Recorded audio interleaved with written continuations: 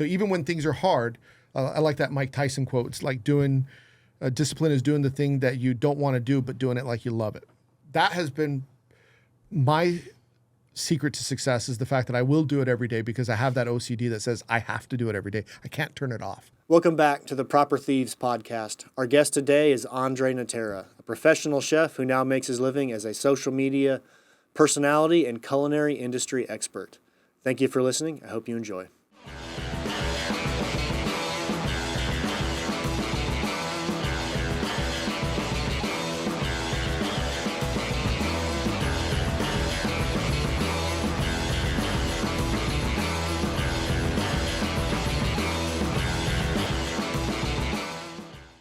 Many years is I had access. Some of my friends are the best chefs in the world or the country, and it's easy for me to pick up the phone with a 3 Michelin star chef or a chef in Europe that I'm good friends with, or people that have worked under me, and just shoot the shit and have those mentors and have those relationships.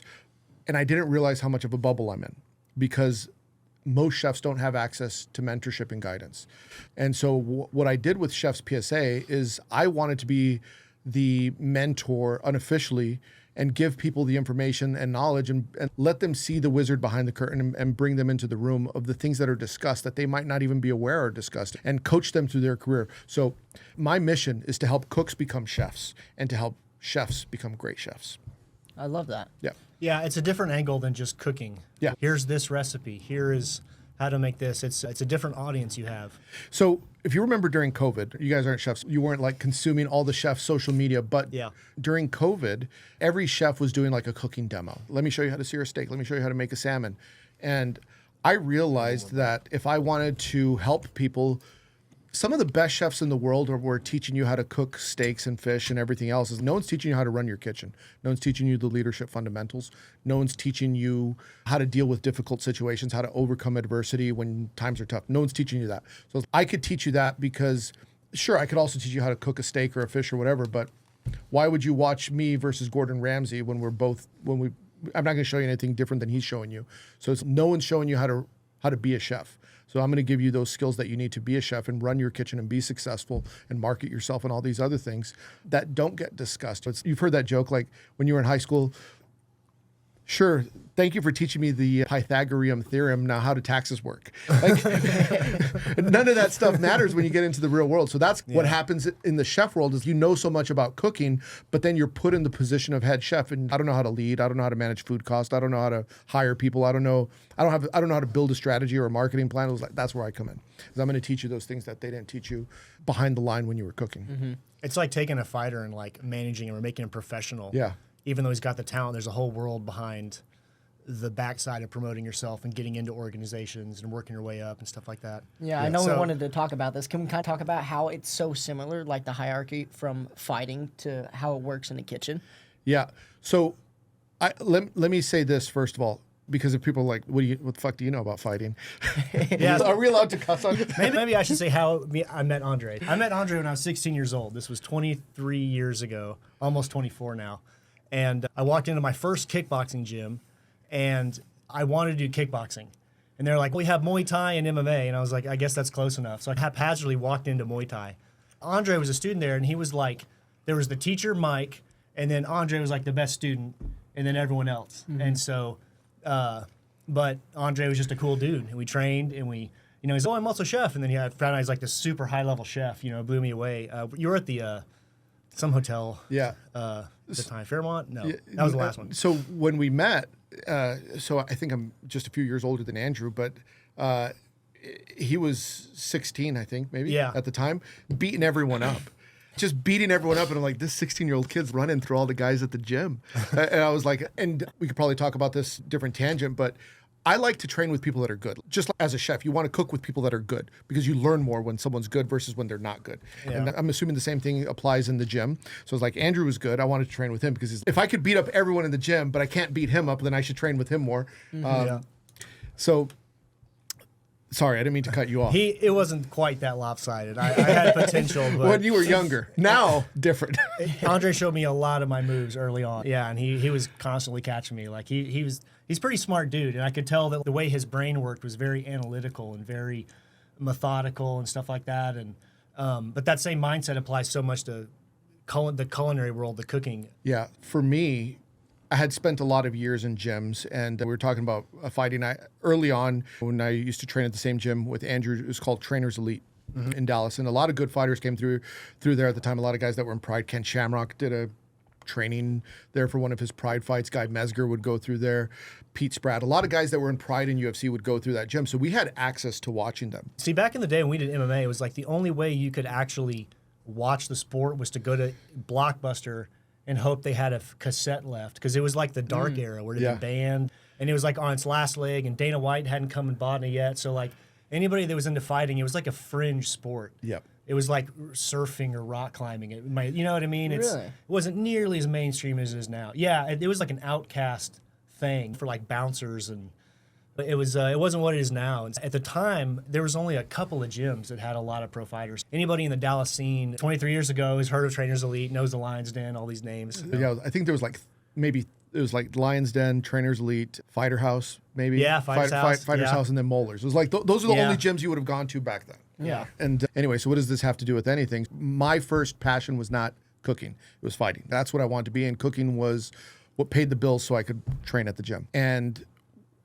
because I was so into that gym culture when I was younger, the same thing crosses over into the culinary world. Your coach is your chef. The sous chefs in the kitchen are like your pro fighters. Your line cooks in the kitchen are like everyone else that's just training and wants to become pro. So they're the ones on the come up. But there's a certain level of respect in that hierarchy. Your coach tells you what to do. Yes, coach. Chef tells you what to do. Yes, chef. Right? You give shit down, because the pro guy can talk shit to the amateur guy and he's going to take it, because if he doesn't, there's repercussions in sparring. The same thing applies in the kitchen. You wouldn't talk crap to your sous chef because they're going to smoke you on the line. They could out hustle you. They cook faster than you. The same sort of gym mentality was really easy to translate into the kitchen. So that's why I think, because I understood that, and I would sit back and I'd watch the pro fighters that were really good, and I'd respect them, and I'd see how they would interact and how I would interact with them. And that those same interactions were the same ones that I would have with the chefs and the sous chefs coming up. So when you're in a gym, and if you're very respectful to people, and you, Andrew could correct me if I'm wrong, but you go up to someone and you're like, hey, you want to spar hard? Because no, I don't know you. I don't want to spar hard. The same thing applies in the kitchen. You don't know shit, and you're going to go up to a chef and be like, can I get my dish on the menu? It's the same sort of levels of respect that you have in the gym also apply in the kitchen. So because I understood that social dynamic, it helped me be successful in the culinary social dynamic. Yeah. It helped you rise up super fast too, didn't it? Yeah, it did. And I'm very competitive. So whether it's cooking or in the gym or whatever, I have this, I want to be the best. I'm very self-analytical. So I'll sit there and say, what did I do wrong in the kitchen today? What could I do better? And I'll sit there and analyze, and I'll say yes to opportunities when they're presented. By the time I stepped away from cooking, I think I was 44 years old. So 27-year career, because I started very young. Yeah. And I had under my belt 9 executive chef jobs, from everything from being a partner in a restaurant, multiple awards, a member of the World Master Chef Society, James Beard Foundation, board member of Texas Food and Wine. I used to joke around and say I'm like the best B-list chef. I'm like the B-list guy. I have this class called How to Lead Like an Executive Chef. It's not a master class, but it's kind of like a master. It's just not a master. I have a book independently published. You know what I mean? Yeah. It's like I did everything that your favorite chef did, just not as good as your favorite chef. Yeah. But at that level, though, the actual skill of cooking is splitting hairs. The number 1 contender versus the champ, or the 1 contender versus 2. Yeah, so I would say like this. Not everyone makes it to the UFC, right? There's all these other organizations, but when you get into the UFC, it's okay, you made it to the UFC. You're in the top percent. And then not everyone is going to be ranked in the top 10, and then not everyone's going to get a title shot, and not everyone's ever going to be the champion. Yeah. So like your 3 Michelin star chefs are like UFC champions. Like not everyone will get that. Not everyone's going to get that 3 Michelin stars, but a lot of people will get James Beard Awards and Food and Wine Awards and all these other awards. That is like, hey, I'm in the UFC. I'm top of the food chain. Yeah. I'm just not tippy top, right? Real quick for our listeners, anybody that doesn't know anything about cooking, can you explain what Michelin star is? Yeah, so the Michelin Guide was basically the tire company, right? The tire company's determining who are the best chefs, and it's a ranking of 1, 2, and 3 stars. 1 stars excellent. Just getting 1 Michelin star is holy shit. Very impressive. 2 stars is you're basically a 3-star chef and you need more time. And 3-star chef is like the apex. You can't go higher than 3 stars. And a lot of chefs might be willing to cut off a pinky to get 3 stars, right? Really? It's the apex of being a chef. But not every place has Michelin. For example, in the United States, the Michelin Guide is in New York, Chicago, Miami, Atlanta. I want to say they just went to Denver, but they're not in Texas. Okay.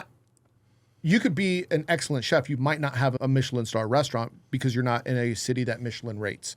And that's a whole other conversation. Gotcha. Yeah. Gotcha. It's like sanctioning bodies almost. Yeah. Does Austin have any Michelin restaurants? No, so there's no Michelin Guide in Texas, period. Oh, so okay, sorry. You said None. But the conversation has been on the table. Yeah. And I have intimate knowledge to that conversation that I can't share. Okay. But I've heard egos are bruised. Yeah. It's very political behind the scenes from what I've heard. That makes yeah, Yeah. I believe it. Now there's a whole world though of Michelin star, but also like celebrity chef, and they're not always synonymous. Is that right? Or who would get more respect, a world-renowned Gordon Ramsay type guy, or a 3-star chef? It's going to depend who you're trying to get respect from. Okay. So if you are, and I'm just making this up, but if you're like enamored and your goal in culinary school is I want to be the next Gordon Ramsay, and you look at someone who has 3 Michelin stars, you're like, no way, Gordon Ramsay's the man. I want that. Where someone else is gonna be like, Gordon Ramsay's not the man. I don't want to be on TV. I want to earn it in the restaurant. Which, by the way, Gordon Ramsay is a very successful chef. He also has 3 Michelin stars in his restaurant in London. I didn't know that. Yeah, so he's aside from the TV personality, he's a phenomenal chef. So I don't want to sit here and discredit him, but just to use that as the example. Some people don't want to be like Gordon Ramsay because of the stars. They want to be like him because he is a star. Yeah. Other people want to be like Thomas Keller because of the stars that he's earned. It's like you have this, which way, chef, left or right? Which way do you want to go? Do you want to pursue the stardom, or do you want to pursue accolades bestowed upon you by the media or the Michelin Guide or the world's 50 best or whatever the case may be? Mm-hmm. So I was going to say, there's a lot of in the kitchen world that mimics firefighting a lot, I've noticed. I think fighting mimics a lot of the art and the craft, and there is some sort of the brotherhood aspect of it, but the firefighting world is very rank-based and structured, and like chef means chief in French, is that right? Yeah. Yeah, so it's similar. There's a chief, and then below him he might have 2 or 3 captains, and each of those captains is responsible for 2 or 3 lieutenants, and each one of those lieutenants each has a 3-man crew underneath him, and so the span of command, the span of control, chain of command. I'm going to cut this piece off. Yeah. 'Cause that's going to be the one that does that. Yeah, so a lot of your short form content I really like because it'll be like, to the new guy starting out, you're essentially a white belt. When the chef comes up to you and says, your potatoes are peeled wrong, don't give him a reason like, I peeled them this way because I read that the chef doesn't care about what you thought, it's wrong, and just do it kind of thing. And that in firefighting a lot. Really? The lieutenant come over, hey, you threw that bundle wrong. I was trying to go around the stairs, and I don't care. You did, and it's just the subtlety of ingraining yourself in these brotherhoods and working your way up. There's like a rank structure. Yeah. There's a way to act. The military guys really understand this well because it's not just a unit or a kitchen. It's like a whole world of bases and whatnot. And not all chefs are right in what they do. By the way, that's cut up if you guys want to have more. Not fork theirs for you if you want to Thank think you. about it. Not all chefs are correct in from the standpoint of do it my way because you're in my restaurant, which is the correct way to do it. If you're in someone's restaurant, the right way to do it is the way the chef wants you to do it. It doesn't matter, right? He's paying you. School's not paying you. Your last job's not paying you. What your opinion isn't paying you. I'm paying you. Do it that way. But the problem with that is sometimes the chef is wrong, but you can't say anything. And sometimes that leads to dysfunction in the kitchen because the people who are working under you know better. Yeah. And they know, hey, that's a hack move, or we could do it so much better and it's easier. And that leads to frustration with a lot of cooks. One thing that I say in my chef's PSA is it's better to be the worst cook in the best kitchen than the best cook in the worst kitchen. So you want to be around, if you want to be great, surround yourself around greatness. If you want to be a good chef, work around good chefs. If you want to run a certain type of, you want to be a 3 Michelin star chef, go work in a 3 Michelin star restaurant because you'll never learn that at the barbecue spot, right? 2 different skills. You want to be the best barbecue chef, go work at Franklin's. You'll learn how to make barbecue at Franklin's, but you're not going to learn different skills for different kitchens. But to Andrew's point is that it's a fine line because sometimes the culinary industry gets this bad reputation of the hierarchy is bad because of chefs like that tell you it's my way or the highway. Yeah. But their way is not necessarily the best way. There are better ways, and sometimes the cooks coming up, the newer cooks in the kitchen, they have access to social media, they have access to podcasts, they have access to YouTube, so they know a more efficient way. But the chef who is not tech savvy and doesn't look at his phone, has a flip phone, he's, that's not how I want it done. I want it done this way that I've been doing it for the last 25 years or 30 years or whatever. You'll see that in firefighting a lot. You'll see officers that don't have a lot of respect to their crew, and it creates tension. And it could be a personality conflict, it could be a skill issue, but for the most part, a good leader always has to lead by example, always has to lead from the front. And especially in this kind of world, you can't hide incompetence or lack of skill, not at that level. So how would that situation work, though, if that was the case where a chef was doing it one way, but people below him have access to social media, but can't really bring it up to him? How does that work? You said it creates a bunch of issues in the kitchen, but how does that end up working itself out? Do they just accept the fact that the higher chef does it wrong? Or does it get to a point where they kind of butt heads and then one of them levels up? Every situation is going to be, I say, it's not a cookbook answer. You can't follow the recipe, and it works every single time. So what works in this kitchen with this person might not be the exact same thing that works in that kitchen with a different chef. Egos get involved. The most difficult thing to navigate is people, personalities, and things like that. So what I always say is you don't have to like the person that you're working for to work for them. I've worked for plenty of people that I don't like, but you have to respect them. Because if you don't respect them and you also don't like them, there's no point in you being there. You shouldn't work for someone that you don't respect. You might like them, but don't respect them, then why are you there? We could be friends outside, but if I don't respect you, then I don't want to work here. And I think if you're in one of those situations where the chef is telling you this is the way it is, if you respect that person, you might know that maybe they know something I don't know. Maybe they understand that the way that they want it works for this restaurant, for this particular goal, for the amount of staff that we have, for the amount of customers that we serve. They may know something that you don't know. So you have to humble yourself and say, maybe they're right and I just don't see the bigger picture right now. But if you don't respect them, then you're not even going to be willing to listen to them, because you're going to think, what's the expression? Don't dismiss the wisdom with the wise, because they might tell you the sky's blue, but that guy's an asshole. So it doesn't matter that he says the sky's blue. It's not. So if there's a baseline of respect, you could work through some of those issues. But if there's no respect, then there's no point in you being in that kitchen, because you'll never see eye to eye. Like I said, they'll say the sky is blue and you'll say it's not. Establishing that baseline of respect, everything else becomes easier if that's there. If that's not there, find a new job. Gotcha. Yeah. And this is a pretty serious industry. Like at the top end, you can make a really good income. Yeah. Like these executive chefs are making $250,000 plus. Yeah, I would say when you get into those big That's doctor pay. Vegas jobs, and that's as an employee, right? So chef employees, let's say, because there's a difference between chef owner, chef entrepreneur versus chef employee. Someone's paying you, they hired you. A chef employee on the very top end could be making $250,000. They're the chef at the Venetian, maybe more than that. I don't know what they make, but that's not out of the question. I know a chef that makes $350,000 a year for the restaurant that he runs, and that's a very top end restaurant. So that can happen. Or it could be $60,000 or $50,000. So that range is pretty big. One chef could be making, as executive chef, $50,000. Another chef might be making $350,000, and that's an extreme end on the high side. Now, that's chef employee. Chef owner could be a millionaire, right? You could have multiple restaurants. You could be a brand. You could have an olive oil deal over here, and you could look like a NASCAR driver with all these sponsorships. And so you, at that point, you could be worth millions. Yeah. So I think chefs right now need to understand that they are creating a brand, and that brand. So this is an example I would give. You're opening up a restaurant. So we're in Austin, Texas. You have prime real estate downtown, smack dab downtown. And you want to open up a restaurant, and you're going to put $15 million into the real estate and the build, and you need to hire an exec chef. You have two candidates. One, on paper, has a steady track record of being a good executive chef. Like he was exec chef here, exec chef there, exec chef here, good, consistent guy.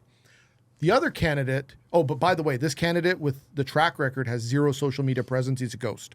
Does not exist. Can't find him anywhere. Can't find him on Google, LinkedIn, Instagram, nothing. The other chef might not be the best on paper with experience, but has 2 million followers on Instagram and 1 million followers on Twitter. Which one do you hire? The one with 2 million followers, because you're putting $15 million into this restaurant. Yeah. And you need to make sure your investment is good. So you're going to hire the one with the social media presence. And that's an extreme example, saying one person has the chops with no social media and the other person doesn't have the chops, but all social media. You could build a brand off that other person. And so my advice to chefs would be, is like, don't dismiss that. Because as we move more and more towards your resume being digital, Instagram, LinkedIn, whatever, if you're not curating that, you could be potentially passing up money opportunities later on. And I think it's important that chefs understand that. Yeah. That's a huge part of what you do right now. Kind of transition from you chefing full time to social media full time. What was that like? And So for the first few months, when I first retired, I was like, what the fuck am I going to do? I'm just chilling. I was on the beach in Puerto Rico, smoking cigars, chilling. And I didn't know what I was going to do. So on my personal Instagram page, I would put up these chefs' PSAs as a joke between chefs. I wanted to make fun of one of my friends, so I'd put up the chef's PSA. Hey, chef's PSA, don't forget to season your steak, or whatever the case may be. But it was just a joke. It was intended to just poke fun at people that I know. And one of my friends messaged me, a chef here in Austin by the name of Fermin Nunes. He runs Suerte and Este, two of the better restaurants in the city. Yeah. And so he DM'd me and he's turned this into a book, I'll buy it. And I have extreme OCD to almost to a detriment. I said, I'll do it. Now, for me, the reason I bring up the OCD is if I say I'm going to do it, I have to do it. I can't back out. And if I've committed to it, I will have to figure out how to publish a book, which I'd never published a book, but I thought how hard could it be to publish a book? So he wants it. So I got all my jokes, put them in a book, send them to someone like, hey, can you help me publish this? And then a few months later, I published my first book, which was titled Chef's PSA, How Not to Be the Biggest Idiot in the Kitchen. And it was basically like, don't call off on Valentine's Day. We know you're faking it. Shit like that. It was intended to be like tongue-in-cheek jokes. And I didn't think it was going to catch. But it was just a way of me giving advice to people.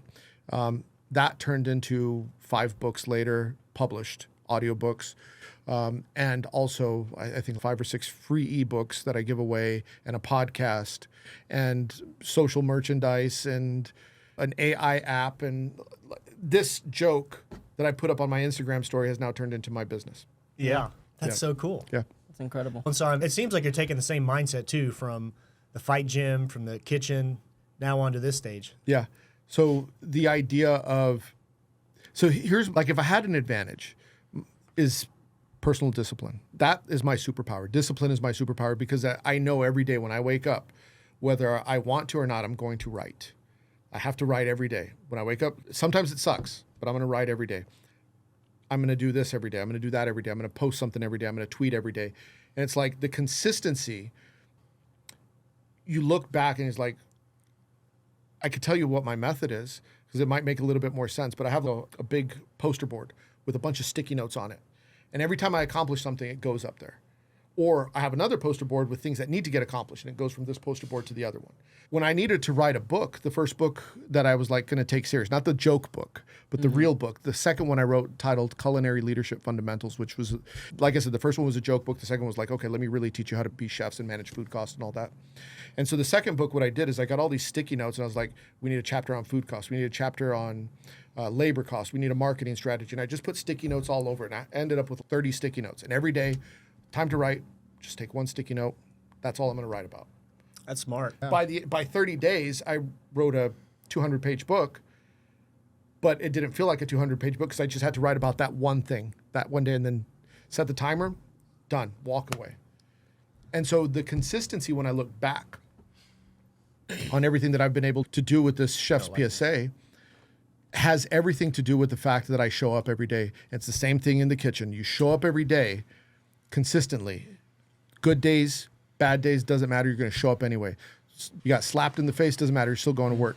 You got slapped in the face, you're still going to the gym. You're still going to spar. Yeah. You're still going to cook. You're still going to write. Doesn't matter. So even when things are hard, I like that Mike Tyson quote. It's like discipline is doing the thing that you don't want to do, but doing it like you love it. That has been my secret to success, is the fact that I will do it every day because I have that OCD that says I have to do it every day. I can't turn it off, unfortunately. Yeah. Yeah, let's go ahead and spark these cigars up. Yeah, sorry, I was doing that while you were talking. No, you're good. Oh, no. These were a gift from Andre. Andre, what are these again? Escobar cigars. You're familiar? It's two of my favorite things. I know you guys like smoking cigars. I like smoking cigars. I also love hip hop music. And Nas is one of my favorite rappers. Yeah. So this is Nas's brand of cigars. Really? Yeah. That's cool. I saw him live actually one time. He was pretty good. Did you go to, so there's the New York State of Mind, Nas and Wu-Tang. I think that was it, actually. He was with Wu-Tang. Was it recently? I went there too. It was many years ago. It was in Dallas. Oh, yeah. It happened recently, and here in Austin, maybe last year I went. Yeah, it was great. So I like Escobar cigars. It's a tribute to two things that I love: hip hop, cussing. Yeah. Hip hop, cussing, and cigars. I like to say, let's cuss and discuss. Oh, I like that. Yeah. Go ahead. I was gonna say, you mentioned that you were super OCD, and we talked a little bit about it downstairs. But you're a big morning routine guy. I know I am too. Do you just want to talk about how something like that might have helped your come up, or could help somebody else's come up that isn't super disciplined with themselves? Yeah. So I'll give you a tip on that I was given for building willpower, and then I'll get into what my routine is. And I would start out with this one little caveat. The best thing about me is my morning routine, and it's the thing that I love the most, but it's also the thing that I hate the most because I can't turn it off. That's the problem. I'll do all this stuff, but I can't not do it. And when I don't do it, I feel like something's off. My whole day is screwed up if I didn't do this one thing. So the advice that a friend of mine gave me, who's very intelligent and someone that mentors me, we were talking about willpower. What he said to me was, this idea of cognitive dissonance, if you say you're going to go to the gym and you never go to the gym, then your brain says, okay, if he says he's going to go to the gym, don't go. So your actions and your words are at opposites. So your brain thinks, do the opposite of what he says. That's how we operate. So he said, if you want to correct that, start small. Say, I'm going to brush my teeth. Then brush your teeth. I'm going to open the door. Then open the door. So then your body-mind connection starts to correct itself. So if you say you're going to do it, you actually do it. So your mind says, okay, let's do what we say we're going to do. And you start small and you grow to bigger things. You say, okay, today I'm just going to do one push-up. You do the one push-up. You don't say something stupid. Today I'm going to do 1,000 when you know you're not. Yeah. And the key to that was, he said, if you know you're not going to do it, let's say we said, today we're going to go to the gym, and then you know you're not going to go to the gym because you just got lazy. He says, then say, I changed my mind. I'm not going to go to the gym. Yeah. That's the loophole. So like you're holding true to your word all the time, right? Okay. So I'm going to start using that. That was the psychological trick to build willpower and discipline. Now, so what my morning routine looks like is wake up in the morning. The first thing I do is I read. First thing, I'm reading a book. Okay, so I read a chapter. Boom. Then I meditate. I do yoga breath work for about 30 minutes. That's next. Then after yoga breath work, I start checking my phone, respond to some emails, DMs, whatever. Boom. Next thing, I go into the kitchen. I eat the same breakfast every day. Really doesn't change. It's a few almonds, some fruit, cup of coffee. It's on autopilot. I know what I'm going to eat. It's reasonably healthy. Stick to that. Then while I'm doing all that, I'm listening to an audiobook. The audiobook's playing. I read a book, so that's book number 1. Now I'm on book number 2 on audio. Do that while I'm making my breakfast or whatever. And then I'll jump on the computer, check the blogs that I frequent, read the financial news, whatever. And then I play Lumosity, which is like brain puzzles and things like that. I feel like that warms up my brain for the day. So that's about 30 minutes of brain puzzles. Then I go, while I'm doing that, I'm also listening to the audiobook while I'm playing math games or whatever. Now I go to the couch, I move rooms, and I read book number 3. So I read 5 pages of book number 3. So now the audiobook, the one that I first read when I woke up, audiobook's number 2, and then now I'm reading book number 3. After I'm done reading that, the 5 pages that I've committed to, put that away. I play Duolingo for about 15 minutes, practice a new language. Then I play this other brain game, which is math, reading, writing, etc. It's called, what is it called? Elevate. So I've used Elevate. So I use Elevate. I play a couple of games on Elevate. Okay, so Duolingo, Elevate, 3 books, breath work for 30 minutes. Still not done. Then it's time to play chess. So I play usually 1 game of chess, blitz, done, but sometimes 1 game could turn into 30 games if I get distracted, right? So I lost. Keep going until you win. And then I keep losing. Keep going until you win. So now I've played a few games of chess, and then I start to work. How long does this take you? 3 hours. 3 hours. Okay, that's that's actually a lot for 3 hours. Yeah. So 3 hours, and every day includes 3 different books. So I average about a book a week, right? So people say I read about 52 books a year, whether it's audio or old school reading with your eyes. You think there's a difference between the two? Yeah, I do. Now that I listen to audiobooks and I read also, I feel like I retain more of the audiobooks than I do the ones that I read. Really? Really? I think most people would assume it'd be the other way. Yeah. Maybe this is just a me thing. But I keep track of everything that I read. And what's funny is because, so let's just say I read 52 books a year, or I finish 52 books a year. Over the course of time, now we're in the hundreds. And I'll be like, look, and I write them all down. And then I'll go back and be like, I read that? I don't remember reading that. I'm realizing that there may be a disadvantage to the quantity thing. Maybe I need to read fewer books and spend more time on them. Yeah. So I'm noticing this now. Instead of trying to read 3 books a day, maybe I should just 1. And when you're done with that one, go to the next one, because now I'm getting input from 3. I'm reading this book. I'm reading The Art of War. I'm listening to something by The Magic of Thinking Big, and then I'm reading something else, and it's like I got all these 3 books, but like what's being retained? Yeah. So I'm on the fence with that. So anyway, to your original question, that's what the morning routine looks like. That was the willpower exercise to be able to do it. But the problem is it takes 3 hours. So when I was a chef, if I had to be at work at 6 a.m. and I can't miss the morning routine, that means I had to wake up like at 2:30 in the morning to get it done, which was a problem. Yeah. Yeah. So do you find that it's hard to shut your brain off at night? Because obviously you're like a very cerebral dude. You're training your brain like it's a bodybuilder almost. Yeah. You almost have to, though. Your brain is a muscle. If you don't use it, you lose it. I have a very small, weak brain, I think, in comparison to Andre. 'Cause I don't do any of it. I say that a lot of times I do play chess in the morning. And I find that when I'm sipping my morning coffee or tea, it's a nice mental, like, warm-up, you know. We need... A lighter? Yeah, here, just slide it now. Wow. We got Corbin's brother, Kale, off camera. He joined us today. Yeah, I'll do chess in the morning. I do find that it's a nice mental exercise to get the brain pumping but it's still fun. Flip the top. There's a little cap on the top.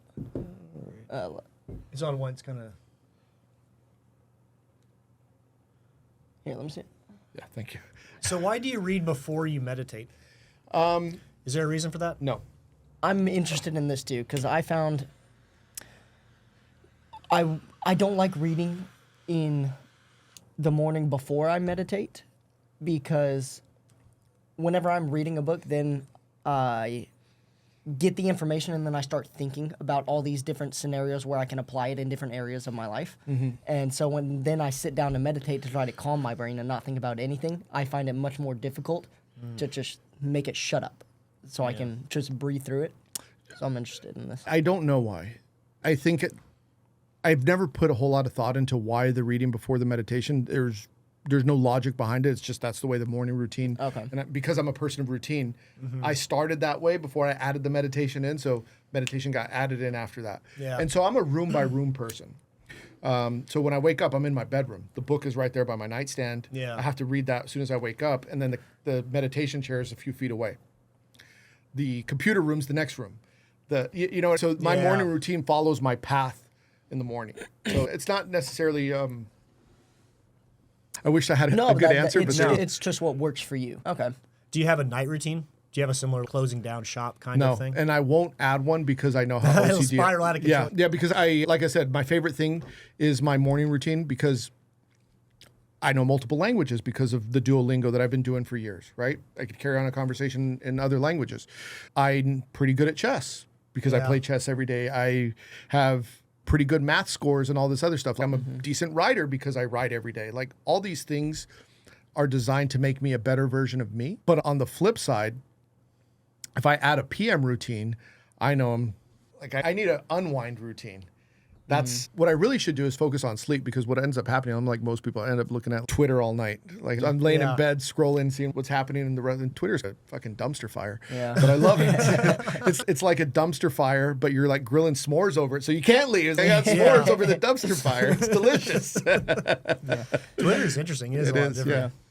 No, I love what you said about the. Sorry, I'm backtracking a little bit. I love what you said about the sticky notes. So one of the whole reasons that I was interested in starting this podcast was finding interesting guests and getting information that I can apply to my own life, and not just me, but anybody that's listening to this. I love what you said about the sticky notes, just to get things done. Having all those things on the board, all the things you need to do, basically your to-do list. You write them down as they come up in your everyday life, things that you need to do, and then every morning just pick one thing and do it. One thing and do it. I love that.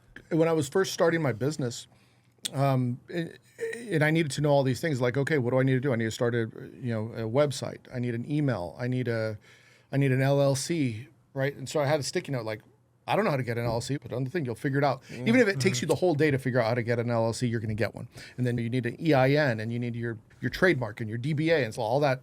If you don't know how to do any of it, if you are starting a business right now and you don't know where to begin, and then you do a Google search and you say, what do I need to do to start a business? Okay, you need an EIN, a DBA, a LLC, and you got to get a business bank account and a website, and shit, I'm all right. I'm just going to keep being an employee.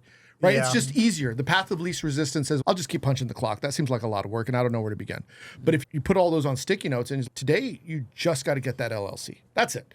You have all day to figure that out. I'm sure you could figure out how to do that one thing. And if you don't figure it out, guess what? Stays. Tomorrow you figure it out too. Yeah. And so all of a sudden, all these things that may seem extremely difficult to do now seem pretty easy. And this was pre-Chat GPT. And now it's like, you got the motherboard pumping in your veins to make you smarter. You go on Chat GPT and say, today's project is getting an LLC. How do I do that? Here are the steps. Give me a website. Here you go. Yeah. I think that's what separates the winners from the losers is the people that are willing to dig down and go through the shit and figure it out. And then there's the people that see all that and they're like, that's too much. Let's just stay safe. Let's stay easy. Yeah. That's what separates the two. It's so easy to fall into the path of least resistance because it's fun. It's comfortable. The bed is warm. Someone tells me what to do. I don't got to think. I could just go to work. And when you have to stand on your own 2 feet, that's the greatest superpower. It's like being able to pick and choose. Like for me, the fact that I have a 3-hour morning routine, but I could wake up whenever I want and still can get, I don't have to be at work so early. It's one of the more liberating feelings to have freedom, right? And knowledge how to do things. My business right now, the Chef's PSA, all the skills that I learned along the way from marketing to social media to starting a brand, if it all collapsed, I still have those skills. I can now, I'm going to get into cigar making, just making that up. I know where to begin. Yeah. I think the idea of pursuing the path of greater resistance that's the way. And it's not the best way if it's not for you, but for a lot of people it is. You want to pursue the more difficult things, and not everyone's brain is running 100 miles an hour like us. You know what I mean? Some people that's not what interests me. Some people, I just want to do this. That's fine too. So I'm not knocking people for whatever hustle they want to pursue, but I know for me personally, having spent so many years as a chef and reasonably young, like I said, I retired when I was 44. And the reason I wanted to do it in my 40s was because I didn't want to be figuring it out in my 60s and 70s and saying, okay, now let's transition to a new industry. What are you going to do? You don't know how to do anything. Yeah. Yeah. So I have enough time. Like I still feel good. I'm still mentally sharp. I'm still creative. I still have the energy. I have that chef work ethic where chefs are known for their work ethic, where they'll work long hours, 15-hour days, weekends, 7 days a week, whatever the case may be. Whatever the case may be to get the job done, chefs will do it. So I could now take that and I can apply it to whatever endeavor I choose. And I know because I have that chef work ethic, people can't keep up with me, right? Yeah. Because I know what it takes to grind every single day, even when it's hard. When you're a cook in the kitchen, you have good services and you have bad services, and food gets sent back and the customers, and you get a bad review and a bad Yelp. And guess what? You still show up tomorrow. And the same thing happens in business. You're gonna have low sales days and high sales days, and sometimes it's gonna be hard, sometimes it's gonna be easy, but it's about getting back up. Yeah. So a lot of the skills that I learned in the kitchen have helped me tremendously transitioning into the Chef's PSA brand. Yeah. What's worse, a bad Yelp review or a bad super fan or a bad comment on Instagram? The Yelp review, because it stays there. If you get a bad comment on Instagram, I could just delete it. I could hit the block button and delete them. But on Yelp, it's Or I have a bad review on one of my books on on Amazon. So I wrote this book called Kitchen Art of War. Something that Andrew and I talked about. We talked philosophy, Musashi or whatever. Yeah. So I wanted to translate that Eastern philosophy style to the way I write. And I like that Eastern philosophy, Book of Five Rings, Art of War, Tao Te Ching, Analects, Confucius, all that. So I was like, I'm going to write Kitchen Art of War, and I'm going to write it direct translation from Sun Tzu's Art of War. Take the first line and then translate it to how does this apply to the kitchen? So my book is that. It's the exact number of chapters, the exact number of bullet points. That's It's cool. a I didn't know literal that. translation of Art of War. And so it's a tough read because Art of War is a tough read. If you're not used to that Eastern philosophy style, you're going to read this and be like, what the fuck is this? Like, Yeah. the chef must conquer the foe. And, so you're reading this and you're like, if you're thinking you're getting a chef book about, let me learn how to manage food costs. And you're like, you must capture the enemy, and you're like, what the fuck is this? So I tell people, like, it's a heady book. It's not, I don't have training wheels on it. You got to think a little bit. So I got a really bad review from it was a 1-star review on Amazon because I love those 5-star reviews. That's how you make your money. 5 stars only. 5 stars only. That's it. Anything less would make you a terrible human being. Yeah. So if you gave me a 4-star review, not only would that make you a liar, but you'd also be a bad person. So I got this 1-star review on my book, and the guy says, what? I don't remember what he says. What kind of nonsense is this? Like, why did this book even get written? And he 1-star review. And then he logged in, same name, under a different account, and another 1-star review. The same person gave me 2 1-star reviews, and I can't delete them. So to answer your questions, I'd rather have a bad comment on Instagram that I could delete or ignore, but you can't ignore the bad reviews on the books it's not in my case. When I was a chef, it'd live on Yelp or OpenTable or whatever the case may be. But now that I'm no longer a chef and I'm an author, like the bad review on Amazon is worse. Yeah. Yeah. I have a list, though. I'm keeping a list. Matt M, if I ever find you. Just kidding. You can delete that. How have your friends and colleagues liked your transition? Because you're still pretty fluent in the scene. Yeah, so I still feel like a chef, like weekend warrior. Because when I go out, like my circle of friends is still chefs. Yeah. Like I'm still hanging out with some of my best friends they're all chefs. Like I'm going out to dinner, I'm going with chefs. I'm going to a restaurant, I'm going to my chef friends' restaurants. It's like cigar night. Which chefs are going? Like it's the Illuminati of chefs. We call ourselves the Chef Illuminati, right? So it's the movers and shakers. And I'm always surrounded by, I live in Austin, Texas. So some of the best chefs in Austin are some of my closest friends. Some of the best chefs in Dallas are some of my closest friends. Some of the best chefs in the nation are some of my closest friends. They still think of me as a chef, and I still create content for chefs. But I'm no longer a chef. So it's weird. But I do consult. I'll go into restaurants and I'll consult. And I did a chef in residence recently where I wanted to see if I still had it. So I went in and I was like the guest chef for 2 months and ran the kitchen. And did I miss it? Yes. Do I want to go back to it? No. It was like, I was happy with the decision that I've made.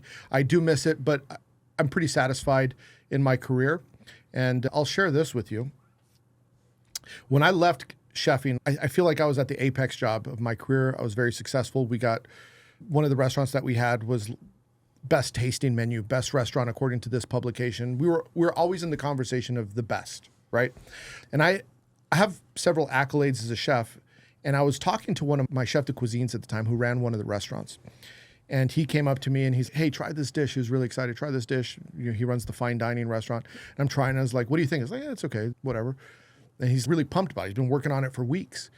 And when we were done, he's like, you hardly touched my dish, chef. Everything okay? I'm like, yeah, it's fine. He's like, can I put it on the menu? He's like, yeah, go for it. Very dismissive almost, right? Yeah. And he's like, can I get you something to eat? I said, yeah, can you give me a steak? And I saw the look on his face, dejected. I just created this. I've been working on this dish for months. Yeah. And you just want a steak. And I realized at that moment, I was like, I realized I no longer have the desire to be number one. Yeah. I don't want to be the best chef anymore. Like that, I realized when you're chasing the number one spot in the restaurant world, you have to be on trend. You have to be involved in the marketing and the media. You got to be constantly looking at what your competitors are doing. It's like being at the top of your game, fighting for the championship every day. And every now and again, it's, you know what? I'm just not excited. I'm not drinking the Kool-Aid anymore. I just want to eat a steak. It's good. Like the steak is just as good to me as the fancy stuff. So I recognized in that moment for that particular chef, you don't need me anymore in your career. You need someone who wants to push you to be the best. Yeah. And right now, I don't feel like pushing to be the best chef in the world anymore. And so that was part of my decision to step back. Okay. But it's not a big wealth of information before you, I feel like. These guys really had to piece it together, like, and go from restaurant to restaurant. And one of the coolest things is actually going out to eat with Andre, because I was just when you about to go bring out this with up. a chef of his level, then you go to a nice restaurant and that chef finds out that a bigwig chef walked in.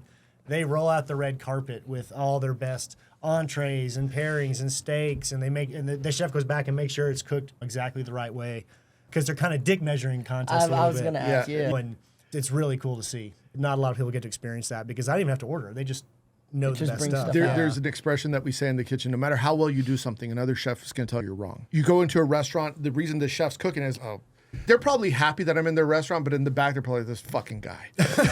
We're busy tonight. He had to come on a Friday night, because they want to make sure that no matter what they serve me, they're going to think I'm going to pick it apart. Yeah. So they're going to do their best and still know that someone's going to pick it apart. Be like, I wouldn't have used cilantro. I would have used parsley. Like the old joke in the kitchen is, you get a bunch of chefs going out to dinner.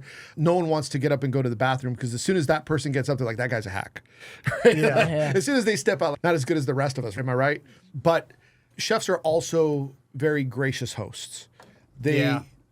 One of the things I could only speak for myself, but I found it to be true, is that chefs don't know how I just to used this one. show gratitude without. It's a tough industry. Yeah. So the way you take show puff on gratitude it, is puff by on it. feeding. You cook for someone. You make them something delicious, and if they're happy, that's how you show gratitude to someone as a chef. So when I go into a restaurant, if Andrew and I are going out to, I'm just going to give a shout out to Bacalar, which is my friend Gabe Morales' restaurant here in Austin. And if we were going to go eat there, Gabe's going to throw down, because he knows him and I are good friends, and the way he's going to show his appreciation to our friendships is to give me good food. Do you remember how much better Saxon taught when Sam Art was watching? Yeah. Or Sam Art was hanging out? Yeah. He brings his A game? Mm-hmm. Yeah, it's pretty similar. That's so fascinating. So Andrew and I used to kickbox Muay Thai for many years at the same gym in Dallas and Plano, and our coach. Shout out to Saxons. Yeah, shout out to Saxon's gym, and that coach, he was like one of the best. He was a really good coach, and so many. I could say this now. People that don't know how to fight. Everyone knows how to fight. Oh, really tough in high school. Yeah. Really bad. Yeah. And it's. Have you ever been punched in the face? Maybe. I think everyone should get punched in the face, because you'd be more cautious about what you say when you don't know people. And I could say Andrew and I have trained together. We trained together in Dallas, and then we also trained together here in Austin. And I could probably say that Andrew has beaten me up more times in my life than most people have ever been in fights. He's probably beaten me up more times in one day than most people have had fights in their life. But that's the thing about, you meet someone, yeah, I'm a really good street fighter, and I'm sure Andrew has stories for days. I'm a really good street fighter. How many fights have you been in? I've been in 3 fights. It's, yeah, I got into 10 fights today in the gym sparring, and I lost all of them. I got punched 1,000 times. Like your one punch knockout fight in high school that they broke up in 30 seconds, like that doesn't prepare you.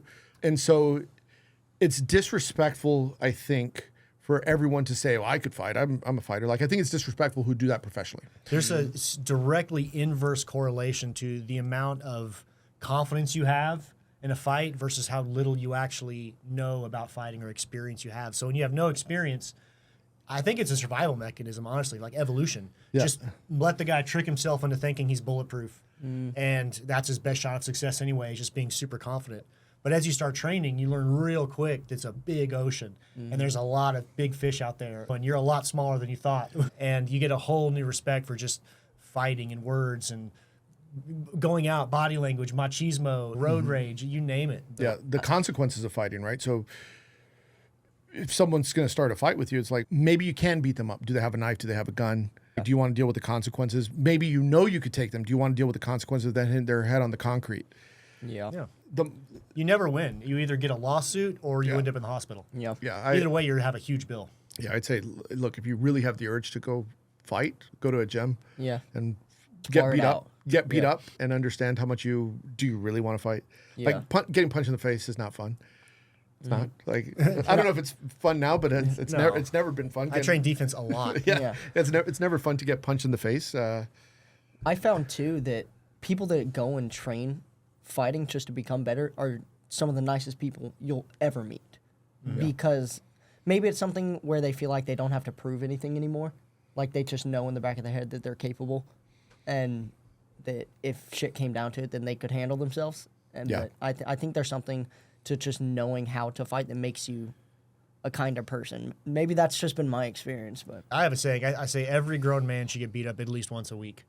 And I don't mean pummeled into a hospital bed, but, tapped out, outstruck, something. But it keeps you humble. It keeps you hungry. It's, that to get better, like, especially if you have that mind that always replays conversations or rounds or whatnot. It gives you the rounds to mentally go through and dissect yourself, and it has huge effects. But you have to lose. If all you do is win and beat people, you don't have that same little bit of sting and frustration.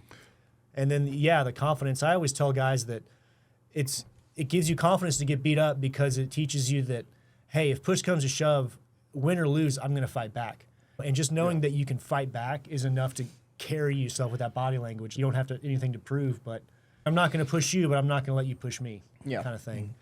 One of the things that I learned from gym culture that helped me significantly in kitchen culture, and it helps me significantly in life, is that when I was a young martial artist and I would go to Muay Thai gyms or jiu-jitsu or whatever the case may be, in the early days, like in the 2000s, knowing a little bit of wrestling or a little bit of jiu-jitsu or a little bit of boxing, it was like a superpower because no one was really good. No one really was good compared to today's fighters. Do you remember where you were when the first UFC came out with Hoist Gracie and the gi? Yeah, I only saw UFC 2. Okay. So UFC 1, I didn't even know it existed. When UFC 2 came out, I was at Blockbuster and I saw it on a tape. Yeah. And I was like, what is this? I didn't know if it was real or not. How old are you? I want to say like maybe 16 or 17. Yeah. Yeah. Yeah. But And you grew up in where again? in El Paso, Texas. Yeah, It was so- rough. Yeah. Gangland and Have you ever been to El Paso? yeah. I've Yeah. been through yeah, there. it was, and I grew up in a rough neighborhood, so I was always in street fights, and I boxed when I was young, and I wrestled when I was young, and I did martial arts when I was young. So I had these three skills,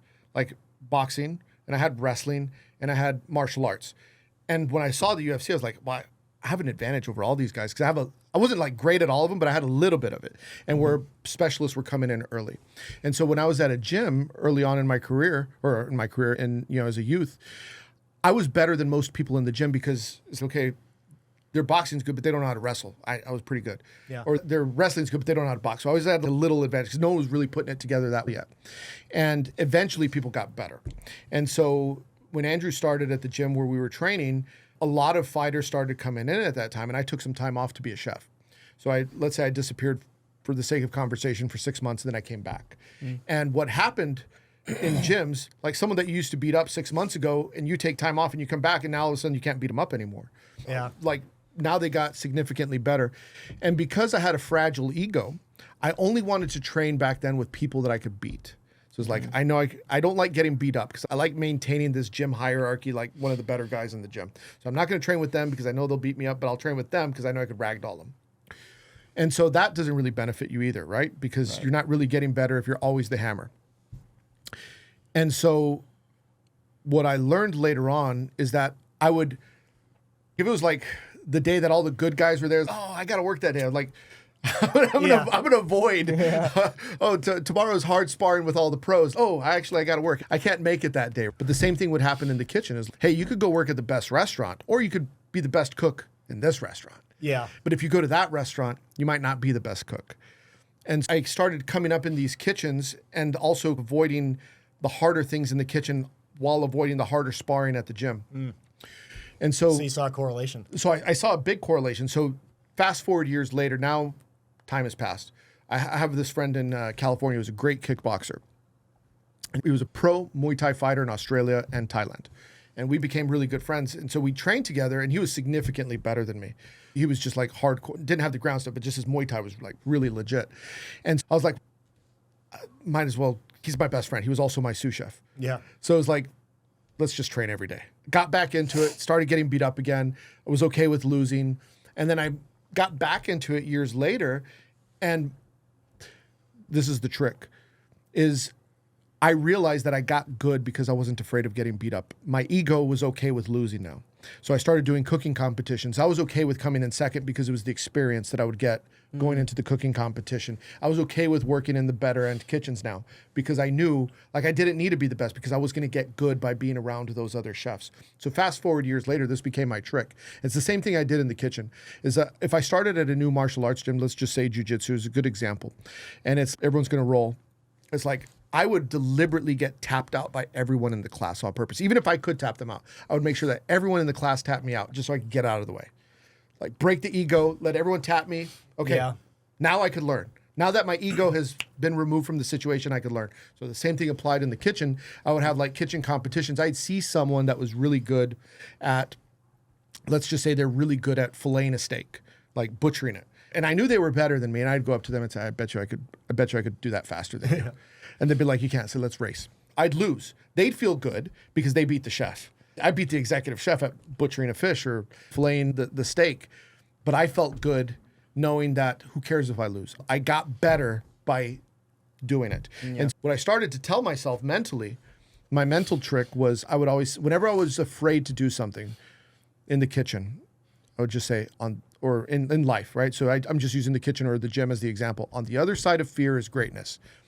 That was like my mantra in my head. On the other side of fear is greatness. I'd be okay with losing because I knew the greater lesson is in the loss, not in trying to shelter yourself and protect yourself from the loss. Yeah. At B Team, I took that mentality of just seek out the hardest rounds, the best rounds, and just literally just smash me like a child. It was interesting. I was actually watching a B Team YouTube video with Nicky Ryan, and he said that he recommends about 80% of your training be with people less good than you. And a lot of these guys do that. They do a lot of rounds, but most of them are with people just a little bit worse than them, so they can really practice the new moves and the sharpening the knife analogy, and like 20% the same or better. I was always, there's truth in both ratios, I guess. You could try 80% better, but you also can develop bad habits, at least in fighting at least. But the mentality is still you have to have people better than you.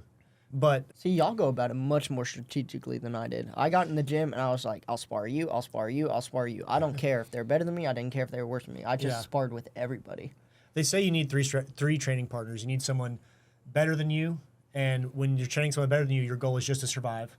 And then you need somebody your same skill level, and you need those people so you go the wars, the hard rounds where you're on top and you're on bottom, and victory's not really assured unless you really dig deep. And then you need the people worse than you, so you just sharpen the knife. You constantly train your attacks and your timings and new things. You can't do new stuff against the guy that's better than you. You can only survive, and even if you survive, it's a victory. They say the same things about relationships. You want to have your mentor in your life, somebody that teaches you things. You want to have somebody on the same level as you, that both of you are growing and doing whatever together, and then you want somebody below you that doesn't know as much as you, that you're teaching them and bringing them up too. Oh, it makes total sense. Yeah. They say the best way to learn something is to, as soon as you learn it, teach it to someone else to solidify the piece of information. Yes. I sometimes go back and listen to my podcast. Like people will come up to me and be like, hey, I love this episode. The mental blocks is one of the better episodes I've done. And they'll be like, you said this. I'm like, I said that's pretty good. Like, I don't remember saying that. Like I'll go back and listen. Oh, that's pretty good. I can't believe I said that. So do you have problems with this too? Like you'll have gold information that you tell somebody and then you forget it later on down the line because you're just consuming so much information that you forget about these other things, and then you have to go back, re-listen to it, and you're like, man, that's gold. I should follow my own advice. Yes. Yeah, it happens to me a lot. When I'm recording my podcast, like I have ritual, like I'm chewing nicotine gum, drinking caffeinated green tea. I might have taken an Alpha Brain. Like I'm like switched on. I'm switched on when I'm recording my podcast. And then I'll listen to it and I hate it. Like I hate my podcast sometimes. Like this is terrible. Is that because of just you don't like yourself on film? Or I just don't like what I'm saying. And then time will pass and I'll think that's the worst episode I've ever done. That's in my mind. Like that was trash. They're not all going to be bangers. And then someone will come up to me and be like, hey, I listened to that podcast. You changed my life. That was amazing. I sent it to my mom. That's the best episode I've ever heard. Really? And I'll be like, you like that one? I hated it. And then I'll go back and listen to it. I was like, oh no, there's some gold in there. Yeah. And it's weird because when I'm talking on the podcast, I have an objective. I have my notes and I'm speaking what I need to say. But I feel, I don't know. It's just okay. But then I listen to it later. No, that was good. It's a 5-star podcast. that is a 5-star podcast. Yeah. I like listening to you, especially like I'm driving into work. All the leadership stuff, especially going into firefighting, it puts you in the right mentality of be the humble hard worker. There's a lot of leading from the bottom or whatnot, and you start out, you have to demonstrate the ability to lead yourself. And then once you can prove that you can lead yourself, then you can start leading other people. But in the kitchen, it's the same thing. You have to be very humble and open to criticism, and sometimes harsh criticism. Like head chefs are known for sometimes like throwing spoons and cussing and fire. They shouldn't be known for that anymore, though. I just want to make sure I go on record. They shouldn't be known for that anymore. In my younger days, I was that explosive chef. Yeah. Right? Because you don't know how to lead yet. You have all this pressure of the owners. So there's this compression. There's the owners and your managers and the media and the food critics and the finances, and it's just coming down on the chef. And then there's the bottom pressure. You need more cooks, and I need a day off, and I want to quit, and so-and-so's being mean to me. And so you have this top and bottom compression happening. And so you're like in this pressure cooker, and you're 20-something years old, and you just want to cook good food. It's like you don't want to deal with all this bullshit. And so you have these outbursts, right? Because you're passionate. This is my art. This is my craft. I'm putting all my soul into this. And you're fucking up my steak. Like, I don't want my steak like that. I taught you how to cook it. And you have these outbursts. But it's only because you haven't fully learned how to control yourself. Yeah. You don't have the maturity to know that when you go up to the cook and you yell at them and you say, "Are you an idiot? Why would you do that?" They are not learning. Yeah. And you go up to them and you say, "Hey, look, let me show you how to do it a better way. Let me teach you this. And this is why you do it." The why, that's really the secret when it comes to leadership. It's the why. If I tell you, do it this way. We were talking about cigars earlier. And you cut the V, or the X, I'm sorry, in your cigar. But if you had cut the X in the cigar and you smoked it, it's okay, yeah, I don't like it. I like this. I like cutting it this way. But he said, no, but this is why. This is why. And you remember the why part, right? And then it sticks. And that's probably the biggest thing that a lot of chefs miss is they want to tell you, do it this way. Why do I have to do it that way? Then it sticks. When they understand the why, and that's just in life. When you understand why you do it that way, even if it's just an arbitrary decision, I do it that way because I like it. I like how it looks, personally. Then they understand. But if you tell them, do it this way, and you don't explain why it needs to be done that way, then what ends up happening is they just walk away and say, I'm going to do it this way when you're not looking. I'm going to go back to whatever I think is the most efficient path to get to the end result. Yeah. That's smart. That's a good leadership tip. Yeah. There's an art to mastering people. Oh, Yeah. Yeah. You have to. If you can't manage how big is your kitchen crew at a restaurant versus a hotel? The largest crew I've ever run is about 200 people. Wow. That's a lot of people. Yeah. Oh my gosh. Yeah. So that's about the largest crew I've run. The smallest crew I've run is when you're in an independent restaurant, you're managing like 5 or 6 people, 10 people, depending on if you're open for breakfast, lunch, and dinner. Yeah. So you could run a very small crew and you could run a very large crew. And it's a daunting task with regards to leadership. And one of my friends, shout out to Matthew Peters, who's one of the best chefs in the country. He's the only American chef to ever win the Bocuse d'Or, which is like the Culinary Olympics. And when I was opening up my most recent job, it was like, okay, we're going to have 200 employees. I want to run it like the best kitchen in the world. But how do you convince 200 people to do it? That's a daunting task. Like, how do you do it? So I was talking to him. He's coming from one of the best restaurants in the world. He's at the French Laundry in Persay, which are 3 Michelin star restaurants on each coast. They're legendary restaurants. So I asked him, I said, how do I convince 200 people to be great? And he said, you don't have to convince 200 people. He says, how many direct reports do you have? I said, 8. He says, just convince the 8. Those 8, convince their 8. And it trickles down. And I was like, okay. So I had to do my job to not only teach them, this is what an excellent kitchen looks like. This is what excellence looks like. This is what I expect. But so teach them why I want it that way, and then teach them how to teach people that. So then it got to the next layer, and then so on and so forth. And what was really impressive about that particular kitchen is it's the largest operation in Austin and one of the largest operations in Texas. And if we were able to do that and work at that high level in something that big, then there's no excuse for the smaller places to do it. And that was the big takeaways. If it can be done with 200 people, it could be done. Genghis Khan or Miyamoto Musashi mastered 10 things, or you master the 10,000 things. That same principle. Yeah. See, you master one thing, you can master 10,000 things. Yeah. The art of mastery is separate than the thing itself. Yeah, you master one variation. You master one thing, you master its 10,000 variations. So let's talk about philosophy a little bit. Yeah. So I don't know if we talked about this with Brandon, but we were talking about like what it means to be a Renaissance man or a modern rounded man. And I don't know if it was Plato, but it was a Stoic Greek philosopher. He said the Renaissance man should be able to wrestle and box with the youth, which I thought was interesting. He didn't say run. He didn't say gymnastics. He specifically said the fighting. And then he said you should be able to talk philosophy with the politicians. Yeah. They consider philosophy the highest form of intellectual pursuit above the sciences and above the arts. Yeah. So give me a philosophical question. Give me a topic. I would say this. So let's just say, here's your philosophical question. There's this whole simulation theory, right? Maybe, Okay. maybe this is a simulation, maybe it's not. But if this is a simulation, I heard Neil deGrasse Tyson talking about this, that he said there's a 50-50 chance that this is a simulation because either we are the very first that hasn't figured out how to create the simulation, or we're in the simulation trying to figure out how to create a simulation. So it's 50-50. You're either in it or you're not, right? At one point, I think he said it was like a 99% chance, and then he changed to 50-50 chance. So let's just assume. Coward. Let's just assume we are in the simulation. So this is a thought experiment. There's something else called last Thursdayism is another one. So last Thursdayism would be the world, all its memories, and everything about it just sprang into existence last Thursday. Nothing existed before it, but you think it did. It's like the video game, you pop it in, you're playing Super Mario. Super Mario doesn't know that the world just started. He thinks that the princess was captured 2 years ago and he's got to save it, this, that, and the other. He has all these memories of the past, Mario does, but really it's just started when you hit the start button, right? So that's last Thursdayism, but let's talk simulation theory. If this is a simulation, and I had this thought the other day, I just pick your philosophical brains.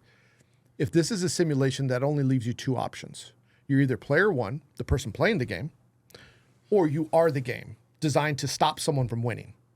Because the Bowser in the game, he's part of the programming. He's part of the whole game. The whole game is the code. You might think you're not the whole game. Bowser might think, no, I'm a unique individual. Bowser, you are the game.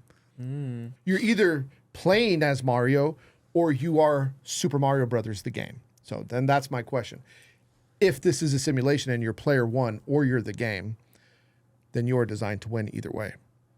You're designed to stop Mario from winning, That's a good and way to you're look at it. designed to win. Yeah. There's no other option. I like that. I'm just trying to think about how to answer it. I don't even know if that was a question. That's just a... No, it's a philosophy. Yeah. I think some people take a real defeatist attitude toward the simulation. And then, oh, it's all fake. It's all rigged. I'm just going to give up. Yeah. I'm not going to think too hard about it. I'm just going to... And then some people, they'll take that view. No, I'm either Neo or Agent Smith. I'm either Yeah. Bowser or Mario, but I'm in some crazy shit. Yeah. Either way, See, I'm I've going never to see and do some crazy shit because if it's a simulation, just crack the code, bend the rules. Yeah. You know, Yeah. see- How do you become Neo, right? Yeah, I've never thought about it that specifically. Luminosity. Yeah, winning even if you're just part of the game. I've never thought about it like that, but I've always related it to if we're in a simulation, you can build the outcome or create the path in the game for you to win. Like you get to make the decisions, or you can be just a part of the game, like a side character that just goes along with everything else in the world, or you can choose to take on the main character and build your path. There's a term brainwashing that Brandon used, and it has a negative connotation. It involves convincing yourself of a lie, but it's not necessarily of a lie. It's just changing your mindset. And I believe that if you're not brainwashing yourself and dictating your own mindset, thoughts, and beliefs, you are being brainwashed by everything else, by happenstance, whether it's social media, your friends, Yeah. your family, Placebo, right? placebo. Yeah. The thought on placebo, again, philosophical idea, is that there's placebo and there's nocebo, right? There's the two. But What's the nocebo? placebo would be like something good is happening to you. Yeah. So you take this and you take the pill and it makes you lose weight. Yeah. Placebo. Nocebo would be like you take the pill and it makes you fat. It's the negative outcome, okay, right? okay. And I think that to be correct. Jamie, can you pull that up? But if we're talking placebo effect, and it's all placebo, right?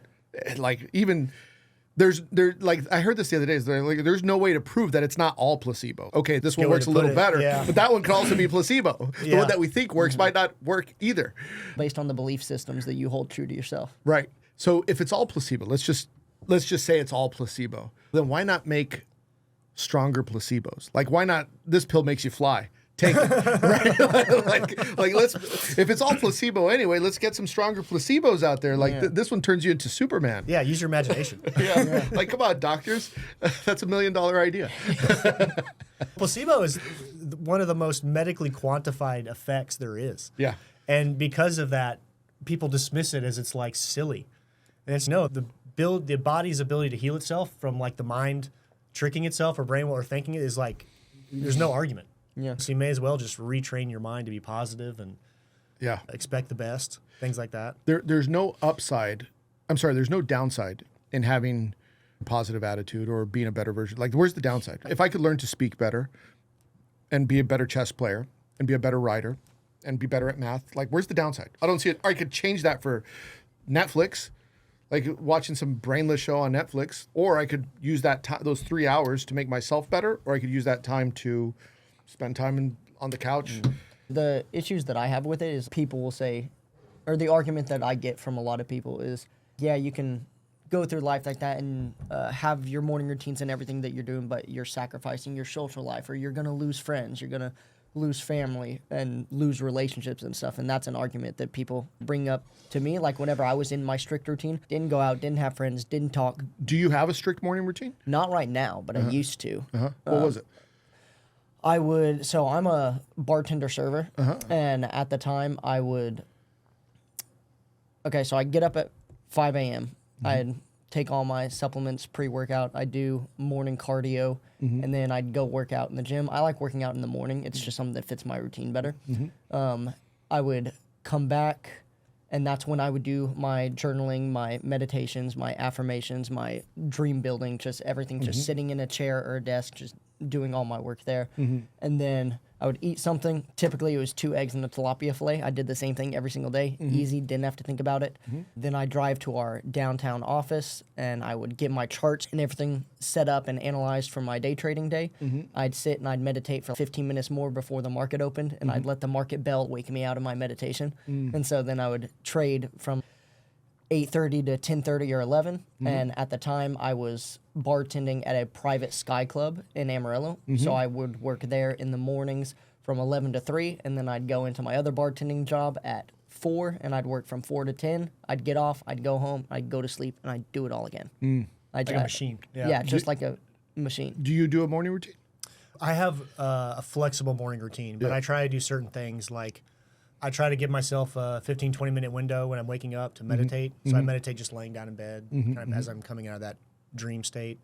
Then I'll usually try to drink water as quick as I can to start cleaning out the digestive system. That's like an old Japanese habit. I'll usually do apple cider vinegar too, because I find that has a more noticeable effect on empty stomach.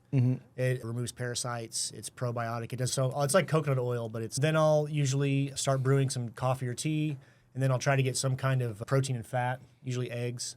Sometimes I'll scramble them. Sometimes I'll have them hard-boiled, soft-boiled. I just vary it. Sometimes I'll have toast. Sometimes I'll have rice.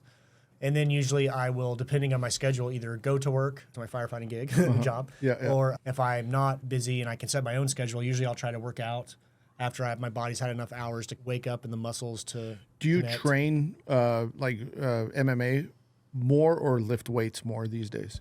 It varies. When I was doing it full time, I would train at minimum 5 times a week martial arts, usually 6. Now I'll go anywhere from 0 to 3. Some weeks I will be pretty frequent, and then I'll beat myself up and I'll be so fucking sore that I maybe have to do 1 time the next week. So I listen to my body, especially now that I'm getting a little bit older. I don't have the need to just train through injuries or train through extreme soreness because I don't have a fight coming up. So I listen to my body. I give myself recovery days when I need to. Sal Ribeiro had a great quote. He said, anything that's good for your body is good for jiu-jitsu. But the same thing is true for any fight combat sport. Anything that's good for your body is good for fighting. Yeah. So if I lift weights that day, if I run, if I yoga even, swim, I do something every day for my body, something beneficial. Even if I'm really sore, I'll go for a walk, something to just move, and depending on the intensity. But that's all I try to do is just hit those few steps in the morning and then try to get moving to work. After I work out, eat, recover, and then emails, calls, errands, whatever I have to do. I do want to get back to the point where I have just a short morning routine that I do, just structure, because I love it. Because I was thinking about it before I moved in here. I was like, what was I doing whenever I felt like I was my most productive self? And it was that time in my life where I didn't have any friends, wasn't talking to anybody. It was just me, myself, bettering every single day. What I do to get into the creative zone, as a chef, I would do this for years because it was like you need to write menus and you got to brainstorm and come up with ideas. And so for me to get in the creative zone, I always wanted to just recreate the anchor. So the anchor would be if I'm listening to classical music and I'm drinking green tea and I'm sniffing peppermint, I know it's creative time. Like all those things have to happen.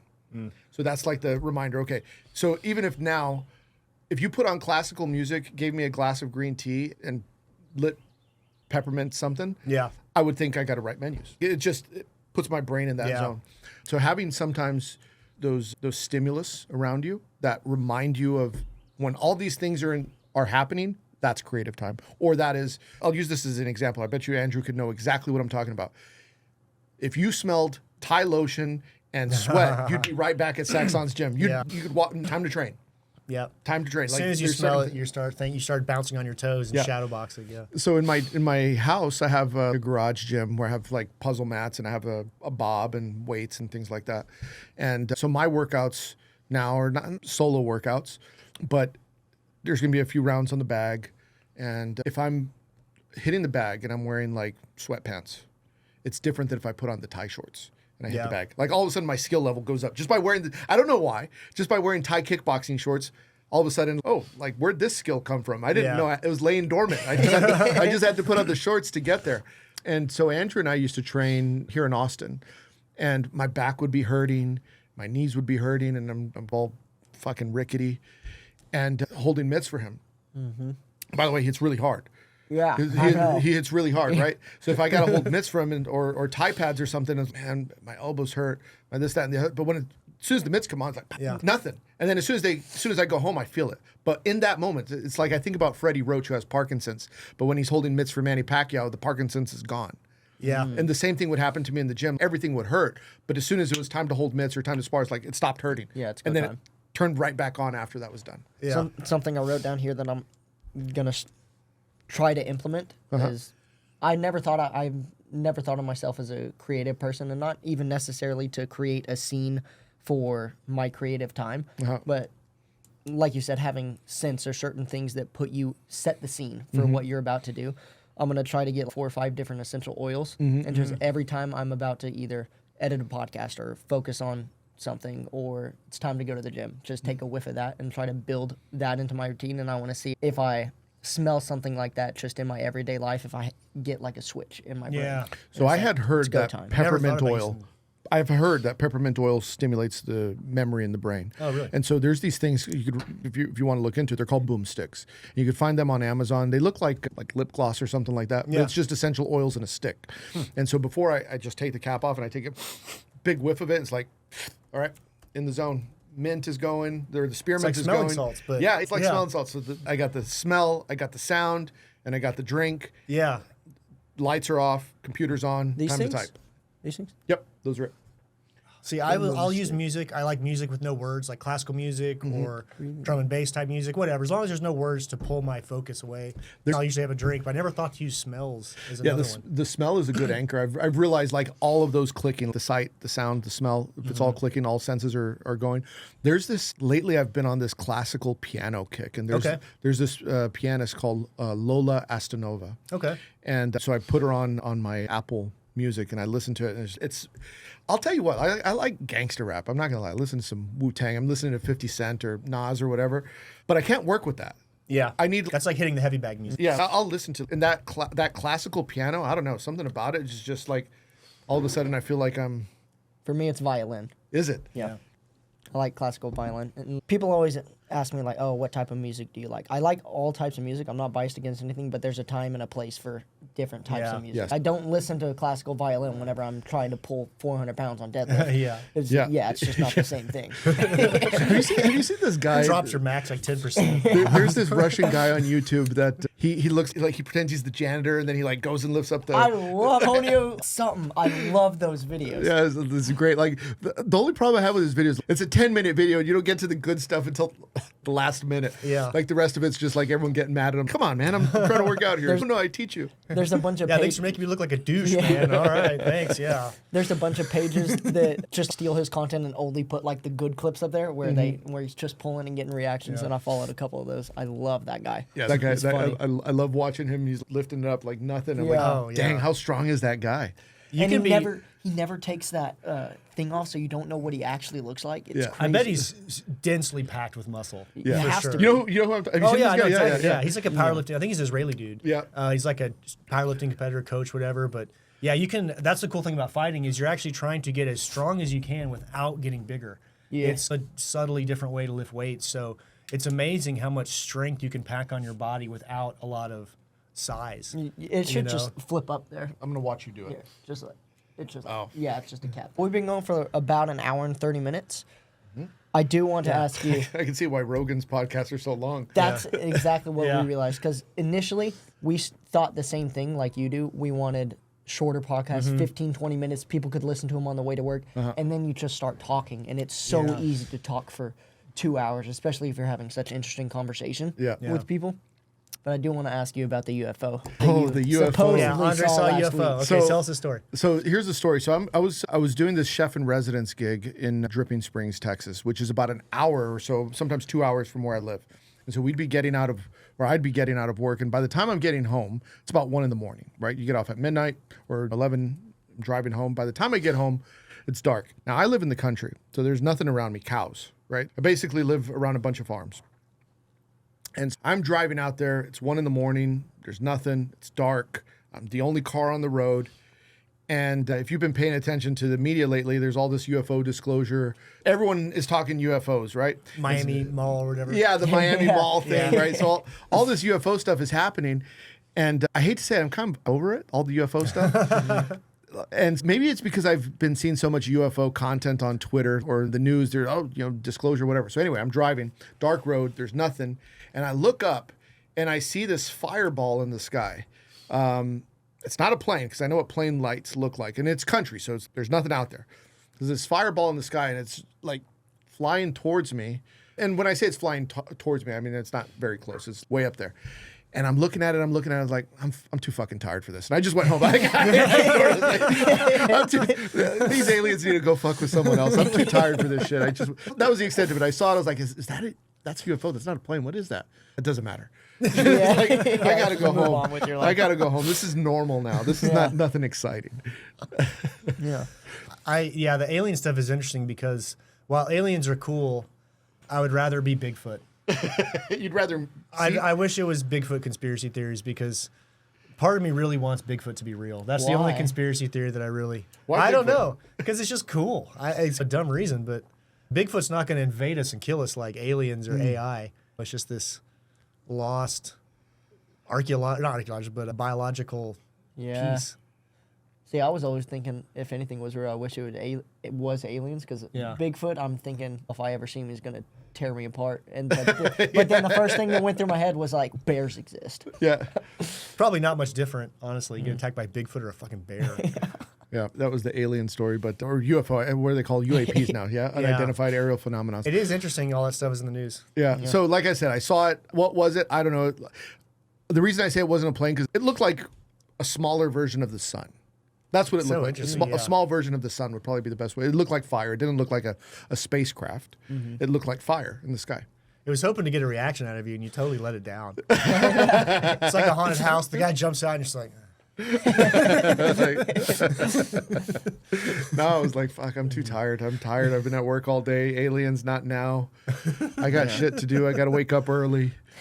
yeah. I got a 3-hour morning routine. You're cutting into that. Cut into my new night routine. Yeah. So hey, what night routines are pretty big, and apparently, so I don't have a great. I also will scroll on my phone and stuff.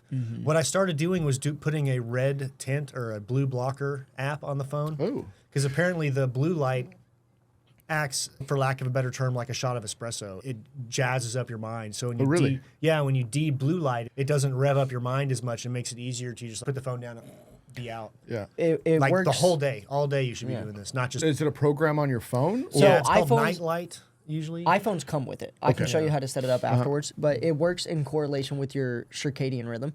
As you're going to sleep, your internal clock sees that the sun's going down, and so it starts cooling your internal body temperature, releasing melatonin. And if you're on your phone scrolling, you get all the blue light, TVs, anything that is like light exposure. If it doesn't have the tint on it, your body and brain does not recognize anything other than sunlight. So it thinks that it's sunlight, so it thinks it's daytime. So it's not going to release the melatonin that it needs to in order for you to fall asleep. And vice versa. First thing in the morning when you wake up, you want to get natural sunlight in your eyes. It helps your circadian rhythm say, okay, it's time to release cortisol. It's time to get up. It's time to wake up and get around. It's only the synthetic light. Candlelight, natural light doesn't have fire, doesn't have the same effect. Yeah.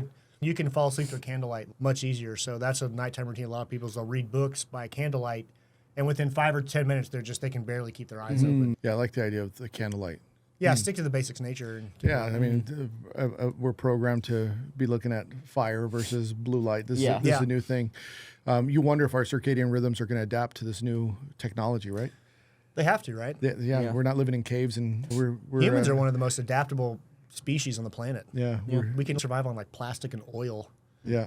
I'm a big nature outdoorsy person, so I found that the easiest thing to do is to just do some grounding, like 15 minutes of walking barefoot on the earth to reset your circadian rhythm. Because whenever you walk barefoot on the earth, like the magnetic charge, I don't know. So there's this experiment that people do. They'll take a car voltmeter, volt reader. They'll hold the positive end and stick the negative end in the ground, and then you stand on the ground and it doesn't read anything. You take your shoes off and you stand on the ground and it reads like 17 volts. Standing on earth and barefoot literally recharges your cells as a human and realigns your entire circadian rhythm with where you are on the planet with the sunrise and sunfall and whole thing. So I find that walking barefoot sometime throughout the week, I don't know, 15, 30 minutes a week or something like that, helps me get better sleep. I'm less restless. I have more energy throughout the day. Interesting. Yeah, I used to do the wake up early and go outside and get some sunlight. When the winter hit, like I'm not a ice bath, cold water. Yeah, Corbin's got his own. I got a cold plunge downstairs. Do you? Yeah. I would go into those cryo tanks, and I didn't realize that there's like multiple settings. I went to cryotherapy several times. I was like, I can handle this. This is not bad, right? You get the whatever. And then I went to this other place. They're like, what setting do you want? I was like, oh, there's settings. Like, do you want it really cold? I was like, I don't know, because I've been going to this other place, and so they put it on real cold, and I was like, yeah, it's See, I've never done a cryo chamber. I've only ever done the cold plunges. yeah. I'm sketch about this cryo chambers because they're dousing your body in chemicals. Are they? I thought it was just cold air. Is it cold air or is it like carbon? Oh, I don't honestly, know. I did not research it. I don't know. I think it's some kind of chemical to get it that cold. It's not just Might be maybe I'm kind of maybe like I'm a dummy, liquid but nitrogen or something. I think it they might be use. something like that. I have no idea, honestly. But either way, like the candlelight versus synthetic light, like I think I'd rather stick with the water because at least that's natural. I'm not at risk of absorbing something. Here's It's a something. lot cheaper too. Here's something for the audience or you guys to look into when you're bored. And I can't verify this. I just heard it's one of those fringe things that you heard and then you never followed up on. But I thought it was like, oh, that might be true. Yeah. So I don't know. So this is theory that I heard, someone else's theory. But they said because of circadian rhythm and you're constantly readjusting your circadian rhythm when you're traveling. So they said if you want to unlock a genius, be a traveler, because your circadian rhythm constantly has to get readjusted. And something, the guy explained it. He said by doing that a lot, you'll become more intelligent. That's Like, interesting. there's a correlation between constantly resetting your circadian rhythm that's why CEOs and they're always traveling. They're smarter. Yeah. I'm not saying they're smarter. I don't know if there's any IQ correlation, but Yeah, no, just going That's to interesting. different parts of the world and the different magnetic pulls based on where you are on the Yeah. earth. Yeah, I can see some truth to that for sure. Again, I don't know. I heard it once. I was like, I should probably look into that. Yeah. Yeah. And I never did, but I heard it and that stuck. You know what I like almost more than cold plunge or saunas? There's saunas is one of the, I think, the surefirest ways to detox the body. Some people will shit on that term detox, like there's no such thing as toxins, but cleanse, get the bad stuff out. Yeah. And it's a great thing to do as a nighttime ritual, like 30 minutes in the sauna. And luckily, the Gold's Gym here have saunas, but even if it's 3 10-minute rounds, I try to hit 30 minutes. Yeah. And with all the soft metals in the food and the plastics and stuff like that, we're in a day and age where I think taking pre-cancer lifestyle things is going to be more important early, even when it seems like it's not important, like when you're young. Yeah. Because as these accumulate over 10, 20, 30, 40 years, it happens at later end. But almost like brushing your teeth, if you're once or twice The a week, daily you maintenance. get like a sponge. Yeah. Just squeeze out the water in your body once or twice a week. Yeah. You can just get rid of a lot of stuff you don't even know you're getting rid of. Early in the podcast, we talked about building willpower. And I told you my method of, okay, we're going to start small. And what I noticed is that kind of became a superpower, because if I would say to myself, I'm going to fast today, I found the willpower too fast, because it was like that. Once I said it, I had to do it. And I don't want to say I enjoy fasting because I like to eat. I'm a chef, but I have no problem with it. Like I could, if I have to fast, I will. Like, and I do see the benefit of it the next day. Like you feel better. So I know a lot of people talk about fasting. I know that's of the moment where fasting has become intermittent fasting, this, that, and the other. But I like the fast. And for people that have never fasted before, if you could stack those things, so stack the willpower with the, you know what I mean? Start building that, and then you can say, now I'm going to go to the gym. Now I'm going to do 1 push-up. Now I'm going to do 10 push-ups. Now I'm going to do 100. You will do the 100. Now I'm going to do 200, right? Now I'm going to fast. So you start to stack some of those good habits. And so, yeah, I know this kind of comes full circle. The best thing that I like about myself is my willpower and my routines, but it's also the thing that I hate about me the most, because sometimes I commit to doing things like, why did I say I'm going to do that? Because now I have to do it. Yeah. I'm like that. I have a lot of interests, and if I'm going to play soccer, I want to be really good at soccer. I'm going to think about soccer all the time, and I'm going to watch soccer YouTube videos. So I'll be that way with swimming. Oh, swimming's a great corollary to fighting. It helps this, that, and the other. Running, lifting weights heavy, lifting weights high volume. And you can start to overstack these daily habits to the point where it's too much. So I try to hit them like when I can. Yeah. As long as I set aside some time for some kind of like daily physical thing. It may, some days I'm so dog tired, it'll just be go to the sauna and then come home. Yeah. Or go for a walk and then come home. But it's a lot of weight off your shoulders. It doesn't have to be daily.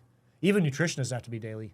Like you could have an apple every third day and still do way better than someone who's none. Yeah. And you're probably 80% of as good as someone who's doing an apple every day. Yeah. It's not always a linear correlation of benefit. A lot of these things are like early and then they top off. It's just stacking wins and small wins consistently. Yes. That builds that willpower for people. Because most people, I feel like, especially New Year's resolutions are the big ones. So like people set these super high goals and stuff that they want to achieve. They just want to completely cut drinking out of their life, or they want to completely stop doing nicotine, and they want to do it cold turkey on the first. Just don't expect not to do it for an entire year. Just go day by day. Just today I choose I'm not going to drink. Today I choose I'm not going to have any caffeine. And then the next day, just decide not to do it again. It's the small compounding wins over time that builds the habits and the willpower. That's actually a good question. So let's say you do slide off the willpower for a little bit. Like you travel, you miss your morning routine, you eat unhealthy, you miss your workouts. What do you do to steer yourself back on track, or to reframe yourself to not feel like, oh, I fucked up, today's a waste, or I fucked up last week, I fell so far behind? Like, how do you get back on the motivation track? I hate to say it hasn't happened. it hasn't happened. That's a great fucking answer. That's a Like great fucking answer. I've never not done it. Like, and let's just say for whatever reason tomorrow, I can't. I decide I'm gonna stay in bed all day for whatever reason. The next day I would just get back on it. Like it wouldn't even. Oh, the loophole is just I now decide to not do it today. Yeah, I would, but it hasn't happened. Yeah. But with that being said, because I know I will do it, I'm cautious about saying, I'm going to commit to that, because am I really, do you really want to give that up? Do you really want to stop smoking cigars? No, I love cigars. Right? I'm going to continue to smoke cigars. I'm going to eat steak. I'm not going to say I know myself well enough to say, you will do it if you say it, so don't say it. Yeah. Yeah. But for the people that don't have as strong a willpower as Andre, I would say, don't think about it too much. If you fall off the wagon, like you said, just fucking get back on. It's one day. I feel like people think they fuck up once and it's ruined their entire year. Don't adopt that as a belief system. Just, okay, it happened. Move on. Get on with it. Get back on. Start doing it again. I call it the fat guy with the nice calves approach. Have you ever seen these guys that are like, man, these big guys get real fat, they lose their weight, but they have these really amazing calves? I look at it like it's like a temporary weight vest. If I get a little bit out of shape, there's going to be some benefit to me bouncing back. Reframe it. There's a guy, a wrestler, Cale Sanderson. Super well decorated, probably the best college wrestler ever, people say. I read an article about him. He said that in college he got so good and the practices were so easy, he had to eat McDonald's right before practice to give himself a handicap to make it harder to. Now, I was like, now is that a chicken or the egg thing? Did he fuck up, eat the McDonald's, and then reframe it to where now I'm the fat guy with the calf and I put this weight vest on and I'm going to be even stronger? Or did he genuinely, was he really that good where he had to think outside the box of ways to challenge himself? Interesting. The whole chicken and egg thing, right? That's a whole philosophy. We could have touched on that one. We've been going for about an hour and 50 minutes, somewhere around there. Do you want to give, I don't know, some kind of piece of like closing advice, like one piece of information or something that you want to leave the listeners with, or maybe a piece of advice that you wish you would have heard earlier on? Yeah, this is the best advice that I give myself, and I talked about a lot of things that I do. Like the other side of fear is greatness is something I tell myself. I talked about having willpower, but the most important thing I think that it's like the simplest advice, but it's probably the thing that most people neglect, and that is, maybe I could give it in the form of a parable. And there was this guy, and he was trapped in a cave, and he couldn't escape. And every day he'd pray to Jesus, can you save me? Can you save me? Can you save me? Years would go by. He was still stuck in the cave. One day, Jesus shows up and saves him. He says, before you leave, Jesus, I have a question. And he says, yes, what's your question? He's like, when you're stuck, who do you pray to? He says, I pray to Jesus. He's like, but you are Jesus. He's like, yeah, I should help myself first. Before I go seeking someone else to save me, you should help yourself first. And that would be the best advice I could give you, is that the reality is everyone's dealing with their own bullshit. Everyone has their own problems. Everyone has to stand on their own 2 feet. And everyone's always waiting. They're paralyzed to begin because they think that the right time, the right moment, the right person's going to walk through the door, the right opportunity is going to present itself. But the reality is no one's coming to save you. You have to save yourself. If the door's open, you're the one that has to walk through it. And that would be the best advice, is just start. Just do it. No one's going to come save you. Do it. Save yourself. And once you realize that, and that's a tough realization for a lot of people, is because they're waiting for their luck to change. And if your luck is determined by you, then you change your luck. Your luck will change when you start to seek opportunities and you start to reframe things. One thing that I do, and I'll share this. This is an exercise. So in a lot of my mentorship lessons, that I have a lot of mentees that I work with privately. One of the things that I have them do is I say, what is your goal? And they'll say, I'm just making this up. Let's say their goal is to be president of the United States. I'd say, okay, so here's what you need to do. I want you to go home and I want you to write a story on how you become president of the United States in 4 years from where you are now. What would be the sequence of events that would need to happen for you to become president of the United States? And let's just say right now, I'm just a kid. Like, how would I become president? Okay, you're at a restaurant. Elon Musk happens to be sitting across from you, and he starts choking on a chicken wing, and you save his life, and he thanks you, and you guys become good friends, and he takes you on a plane, and he introduces you to someone who's a governor, and they say, hey, I'm looking for an intern, and all these, and then before you know it, boom, 4 years later, you're the president. And you have to write these ridiculous things out because the story needs to be ridiculous. And the reason I have them do that is because how many times has opportunity crossed you and you just, nah, I'm not good enough. That's not for me. Yeah. It was right there in front of you. Opportunity presented itself. Like that old, someone's drowning and God sent 3 boats. And they're like, I sent you 3 boats. Was like, how many times has opportunity crossed you right in front of your face? And you're like, no, that's not the right time. It's not the right moment. That's someone else's. No, you have to take it. So the reason I have them write that ridiculous thing is because it is ridiculous. What some of the most amazing things in your life that have happened serendipitously in ridiculous moments. Now, I can think about my relationship with Andrew. When I moved to Austin, I was at a pizza place, and I hadn't spoken to him in 3 years or something like that. And I was at a pizza place, and I posted it on my Facebook page at the time. I'm eating pizza right here. He's like, I'm at the Nutty Brown next door. And I hadn't seen him in 3 years. And he's, yeah, let's connect. And then we started training again. Sometimes the most ridiculous opportunities, just say yes. Yeah. So I say yes, but just keep opening the door and see where it goes. That's my advice. That's awesome. I love that. So, Andre, where can they find you? They could find me. So I have Chef's PSA podcast. I'm on anywhere that you could find podcasts, including YouTube, Spotify. I'm on Instagram, Chef's PSA, Twitter, or X now, Threads, Facebook, all of that. Everything, social media, Chef's PSA. Awesome. Andre, thanks, man. That was awesome. Thank you so much for coming on. Thank you. Thank you guys so much for listening to the episode of Proper Thieves Podcast. I hope you enjoyed the conversation as much as we did. Don't forget to like and subscribe.